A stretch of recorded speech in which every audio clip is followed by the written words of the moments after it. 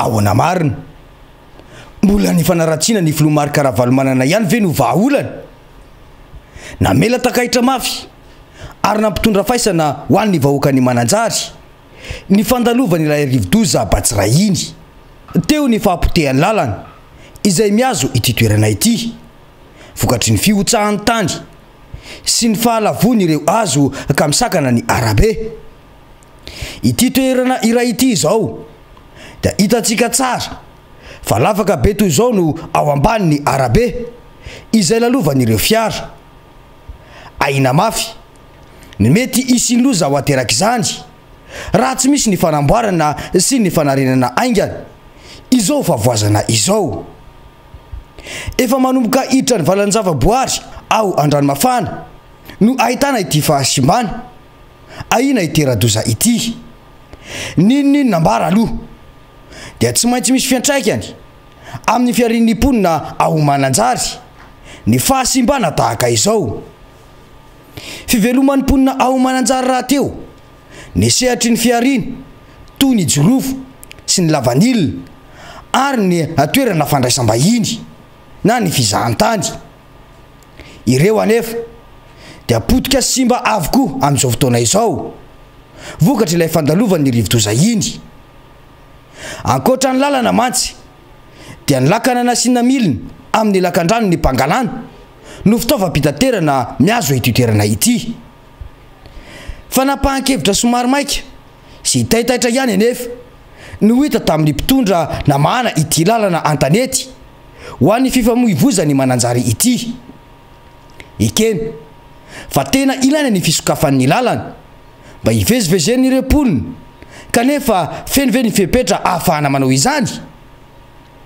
kizokizo tahaka izao no lalovan'ny fiara noho izany aina ny mety ho fisian'ny loza raha toa ka sendra valiana ny mpamily noho ny tsy fialany tanteraka ireo azo izay manakana ny arabe ny tena loza dia ny ara-tsakafon'ireo mponina lafo sy simban'ny Rivodoza avokoa ny fambolen'ireo mponina tao ny tototry ny rano ka simba ireo voly fa eo ihany koa ireo ny anjera sy tapaka vokatry ny amafin'ny rivotra potika avokoa ny akondro na ny frampay izay any mba sakafon'ny vahoaka indrindra fa eny amin'ny toerana ambanivohitry Mananjary fa sahiranana tanteraka no mahazo ny vahoaka ny Mananjary amin'izao fotoana izao toy izao mantsy no fanazavana izay nataony filomary Karavalmanana izay nahita maso ny zavanisy ao Mananjary io fa tena rava n'ireo olona zany Mananjary zany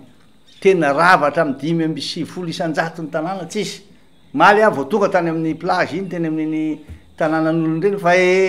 tsy hitako toy zao lazaina mazava amintsika rehetra ngamba ny fanazavana izay nataony teo izay voaporofo tanteraka io fahavoazana izay nolazainy io nandritra ny asa fanadiovana izay nataony ny Antokotime sy ireo iraka avy amin'ny filomary Karavalmanana amin'ny fanarenana any Mananjary hatramin'ny sabotsy lasa teo dia mbola azo midaboka manakandalana no mameno ny tanàna ny Mananjary ny aranentana avy hatrany ny vokon'olona ny fikambanana skoto sy ny delegation na iraky ny filomary Karavalmanana na nasoa ny malagasy piray tanindrazana ka nanala ireo azo izay manakana ny fivezivezen'ny mponina ao Mananjary io zava-dehibe ny taka izany satria samy naneo ho fiarah-mientana ny rehetra ho indrindra mantsy ny sekretera ny Antokotiko i Madagasikara izay nitarika io asa fanadiovana ny tanàna Mananjary io araky ny faniriny ny filomary Karavalmanana hoe reto skoto reto fantatra ny skoto za zao anisan'ny skoto di fantatra hoe ohatrany ahoana ny toetsainy zany skoto zany tia manao asa soa zany tia manao firaisakina dia ny tanana mihitsy ny tanora rehetra mba tsy hoe ny tia marery na ny RMD marery fa manentana izay amin'ny vahoaka iray iny ary le izy tena manana esprit participatif ny ilaina fanarenana ny firenena miara-manarina zany rehetrarehetra rava izy teo potika ny cyclone dia zay ny taritanay amin'ny olona hoe andaotsika hiaraka anarina satria tanana iombonana tanana iraisana samy malagasy dia tanana ny firaisakina ny rehetra amin'ny fanarenana ny tanàna dia manao tolo-tanana ny skoto tsisy resaka hoe karama tsisy vola fa fahatsapatena amin'ny maskoto anazy tia manao asa soa dia manampy anay izy ao anatin'le mazava amintsika rehetra ngamby izay tanaka visy havanana ka izay didi maharary hoy ny fitenenana malagasy izay.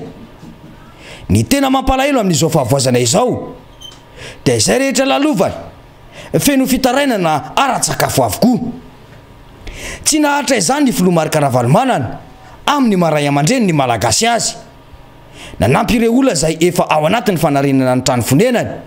ity ray aman-dreny ny malagasy ity. Ny tafanitsy nolazay ny fanjakana raha teo mbola tsy hitanohanohan'ireo mponina ao Mananjary hatramin'izao. Nambaran'izy ireo mihitsy aza fa iandry izany hatramin'ny oviana vao anamboatra trano sy anakalofana ireo vahoaka ireo. Ny tena olana dia ny ara-tsakafo. Tazana tanteraka ny fitovian'ny zavatra nisy tamin'ny fizarana fanampiana nandritra ny Covid-19 na ny ameana ara-pahasalamana iny. Ny trangan-javatra amin'seho eto Mananjary amin'izao fotoana izao. Re matetika avy amin'ny fanjakana mantsy fa misy ny fanampiana sy ny fizarana izany eto Mananjary. Fenomenomeno bahoaka momba izany Mananjary ankehitriny. Ity renim-pianakaviana ray ity izao dia tsy nahita sakafo hohaniny fa tratry ny fanilikiliana. Sendra nandalo izy no nahita ny ekipa iraky ny filomarika Ravalomanana ny Zaravary gasy no nanatony. Nitomany mihitsy ity renim-pianakaviana ity ary nisaotra ny filomarika Ravalomanana tamin'ny fanampiana izay mahazo ny vahoaka ny Mananjary izao. Tsy mahita hanina hohanina misy dia sendra nandalo ary tsy nisy hanina hohanina misy aho fa dia isorana an'ireto olona ireto fa izao vao andeha hanokona ny sakafo. Izay ny fahoriany ny vahoaka ny Mananjary ankehitriny. Ny mampalahelo anefa dia ny tsy analana izao olana mahazo ny vahoaka izao no imason'ny sasany fa mbola ny filomarika Ravalomanana atrano no olany. Olona 5 lahy voakarama 5,000 sy 2 alina ariary avy no nalefa mba anakorontana ny asa fanadiovana izay ny arahan'ny Skoto Mananjary sy ny antokotiko i Madagasikara ary ny fokon'olona any an-toerana. Raha ny vaovao azo dia ny gouvernoura no naniraka izany. Ny filomarika Ravalomanana ve no tsy tiany dia ny tanàna no avela aloto. Tombotsoa an'iza no fahadiovana io tanàna io. Izany fihetsika izany dia midika ho tsy fitiavan-tanindrazana velively. Toy izao moa no teny nataony ireo Skoto ireo tamin'izany hoe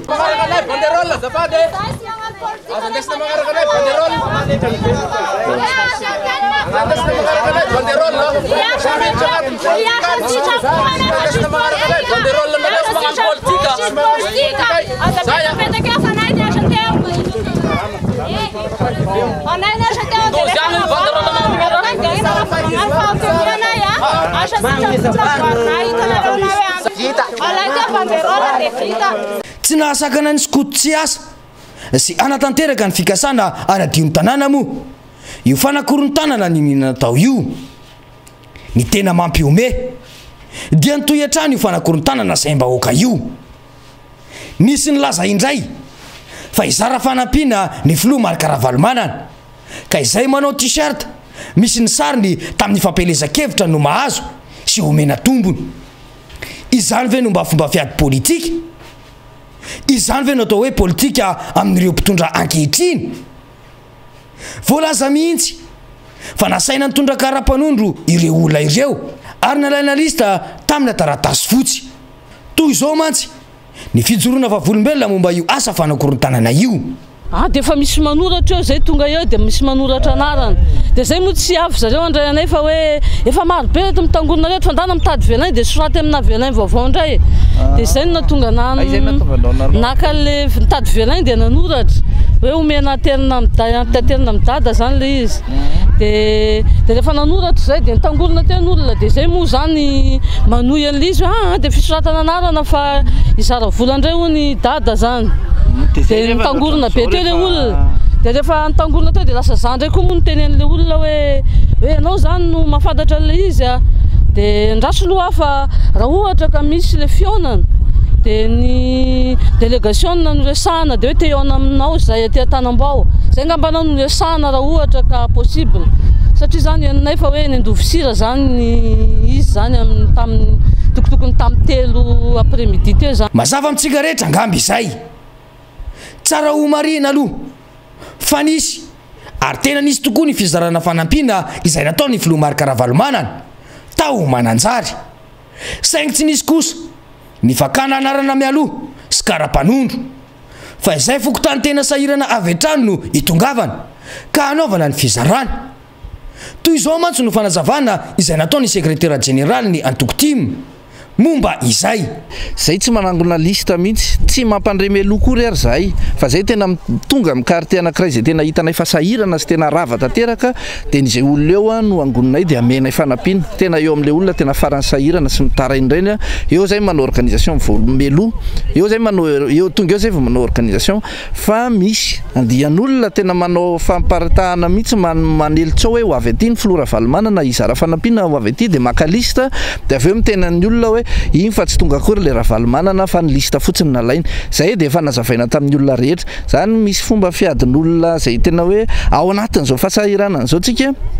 dia mbola ny filoha Ravalomanana ihany no manahirana ny saina ny zavatra rehetra atao dia mbola ny filoha Ravalomanana manahirana ny saina hoe ahoana ny fomba ahafahana manala baraka nyity ray aman-dreny ity na ahoana ny fomba hanosora-potaka azy fa zay dia efa nanazavan'ny olona hoe zay tsy mateny meloa mihitsy tsisy maka lista zany fa fanakorotan-tsaina fotsiny zany fa rehefa tonga eo amin'ny toerana anankiray zay eo zay vao manoten'ny olona hoe andao fa mizara vary zay io anareo mazava amintsika rehetra angamba ny fanazavany teo izay dia mipetraka ny fanontaniana hoe ao anatin'ny fahasahiranam-bahoaka izao ve no hanaovana fihetsika sy asa fanakorontana toy izany tombontsoa an'iza no anakorontana ny sainy vahoaka ny mananjary ao anatin'izao fahavoazana izao fa mba olona manahoana re reto mpitondra ireto hoe fa ahoana mariny